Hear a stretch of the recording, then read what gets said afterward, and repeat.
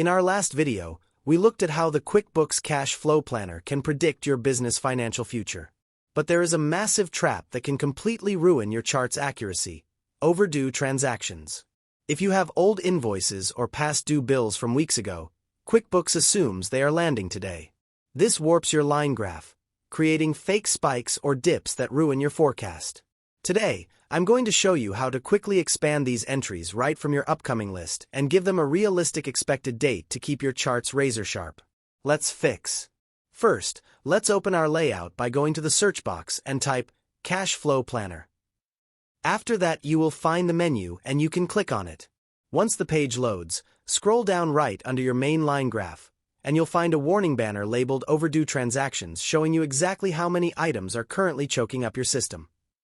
To fix this timing mess, scroll down to your main transaction grid under the chart.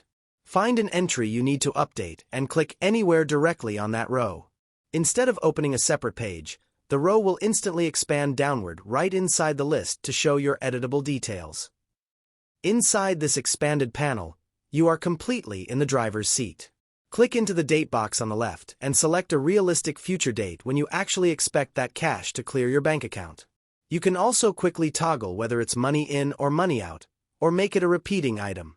Once your parameters are set, glide over to the right side of the panel and click the green Update button. The moment you click Update, the panel snaps shut, and those changes are locked in. Go ahead and do this for your main overdue items. Once your dates are realigned, watch your master line graph at the top instantly recalculate. Your fake, immediate spikes will vanish, leaving you with a perfectly clean look at your true cash threshold. Taking a few seconds to adjust your expected transaction dates keeps your forecasting data highly accurate so you can make confident business choices.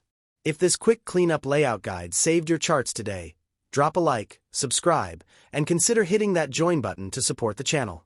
Thanks for watching, and I'll catch you in the next one.